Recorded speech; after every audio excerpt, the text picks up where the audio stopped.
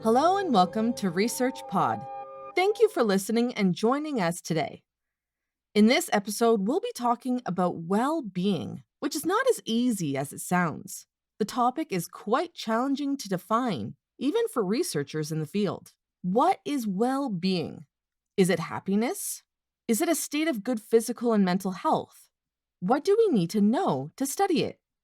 5 specialists in the field decided to attempt to define well being, not only to guide fellow researchers teaching it, but also for the general public.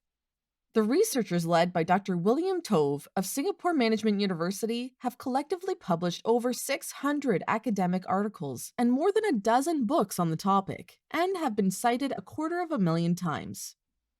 Their research is needed. The science of well-being is a well-established and growing field within psychology and an increasingly popular area of study for psychology students. It's also a diverse field that includes the study of emotion, personality, cognition, development, social relationships. In fact, virtually every area of psychology. It's also probably the most searched for field within psychology for non-students wanting to gain access to psychology content online. Importantly, the public understanding of well-being science is critical for efforts by local and national governments to integrate well-being indicators into the policy-making process. Of course, given its popularity, well-being science enjoys more than its fair share of attention. In preparing for their study, a preliminary search of published content by their researchers showed that as of June 30th, 2021, looking back over 20 years, the terms happiness or subjective well-being were mentioned in over 2.9 million publications. The researchers knew that making sense of it would be challenging. So, they established key criteria, focusing on robust research evidence within the field on topics they considered relevant to people's lives and where the research topics provided a deep, instead of a nuanced, understanding of well-being. The result is that the 5 specialists uncovered 8 major findings from the field of subjective well-being and were able to provide guidelines as to how universities can teach those findings in a psychology curriculum.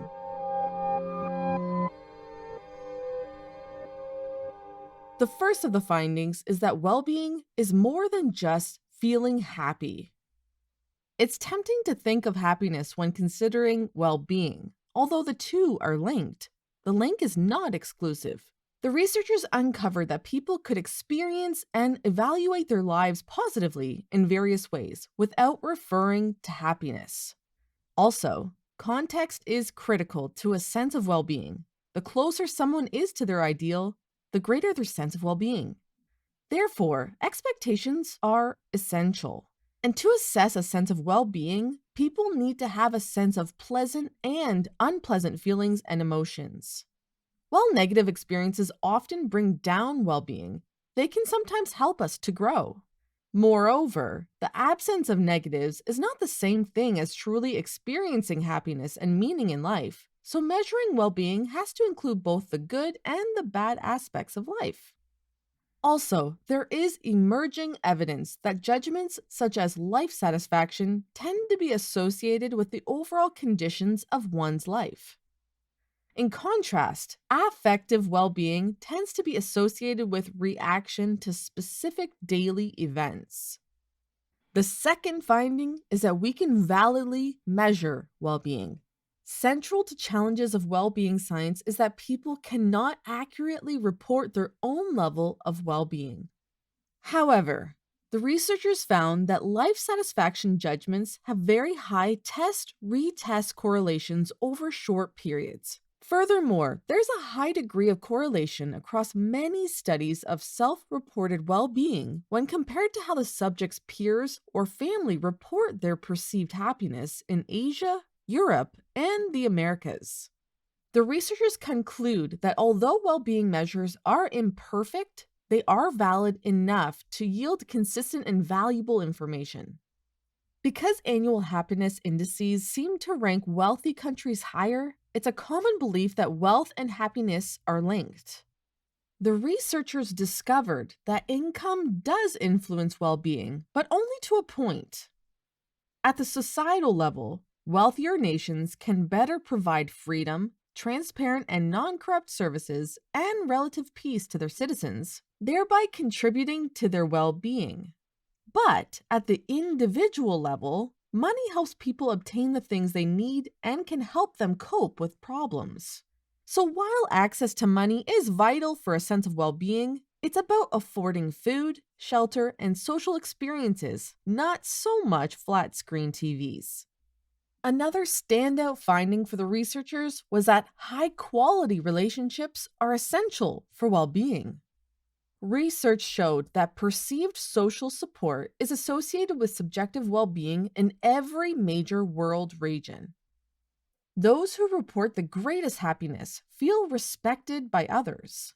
Furthermore, while high quality social relationships can be enduring sources of well being, even interactions with casual acquaintances and strangers can boost our well being in the short term.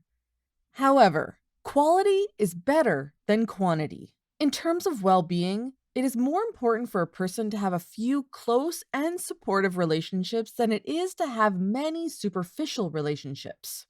A common question within psychology on well being is whether it is determined by nature or nurture. To what extent do genes influence well being? The fifth finding is that genes and personality do indeed influence well being.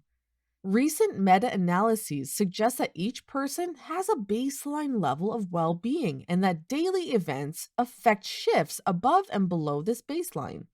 However, this does not mean there is a single happiness gene, no matter how attractive the notion may be to the media. What is important to note, the researchers say, is that genetic studies of well being are mainly limited to European and North American populations. The sixth finding is that we have an incredible ability to adapt to circumstances, although it can take time. This impacts self assessment of well being. Ask someone about their well being directly after, say, they have been fired from a job, and their answer will be different to, say, a year later. People generally return to former levels of well being after adverse events. The same is true after incredibly positive events, such as the time of their wedding. The researchers also discovered that positive activities, like helping others, can raise people's sense of well being even after adverse events. A critical finding is that while we may all yearn for a sense of well being, whatever that is, culture and society shape it.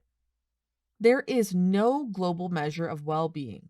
Cultural norms help define well being. It may be different in individualistic societies, such as those in Germany, Australia, and Canada, compared to the more collectivist cultures in, for example, Japan, Cambodia, and Taiwan.